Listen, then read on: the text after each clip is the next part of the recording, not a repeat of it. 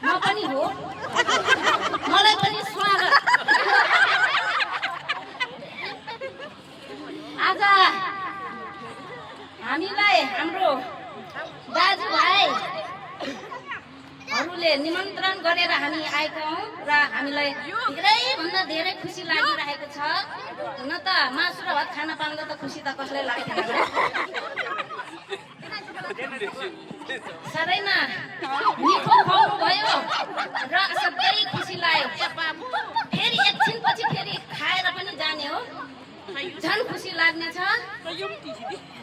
र हाम्रो दिदीबहिनीहरू पनि खुसी हुनुहुन्छ होला नि?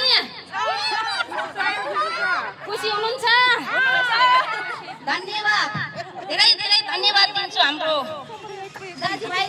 दाजुभाइहरूलाई, माइती कलाकारलाई। र अब गीत पनि लगाइदिनु भयो यहाँहरूले।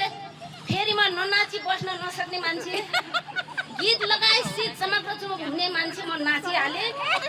र दाजुभाइले पनि फेरि फुल पनि लगाइदिनु भयो, 1000 500 झनै खुसी लाग्यो।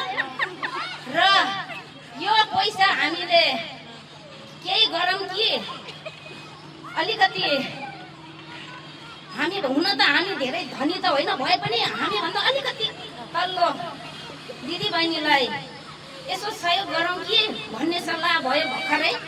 हामी केही गरेर खाउँला भनेर हामी नाचेर पैसा झारेको होइन कि।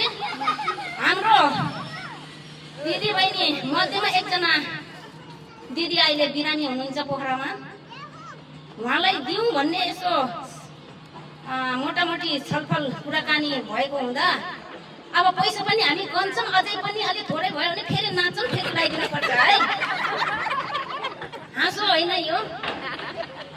उहाँ दिदी अहिले यहाँ आउन सक्नु भएको छैन र हामीलाई अलिकति दुःख पनि लागिरहेको छ। त्यसपछि अब गीत गाउँ कि जस्तो लाग्यो। फेरि एउटा जाने थियो हरायो, एउटा गीत गाएको थियो, अहिले त त्यो पनि हरायो। कतातिर गएछ?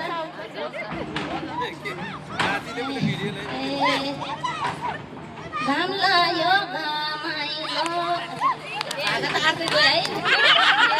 पान फुलेको छोरी हाँसी हाँसी लागेको किराती बिर्सुमा कसरी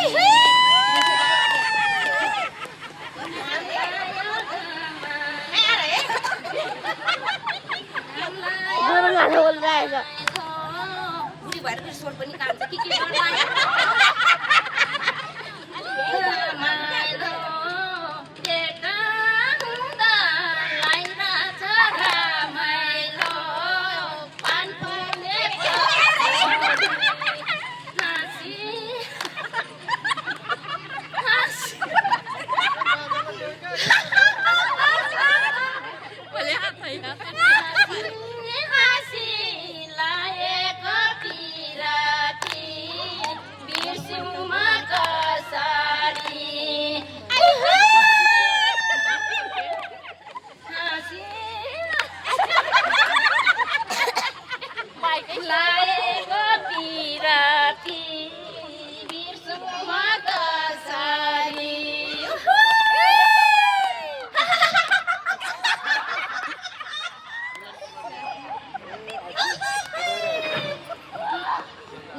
खाइ भएको न सोरै झन् नियौ त म खरै थारायो। धेरै मान्छे देखेको त बाइक खरै कामी गयो कि म त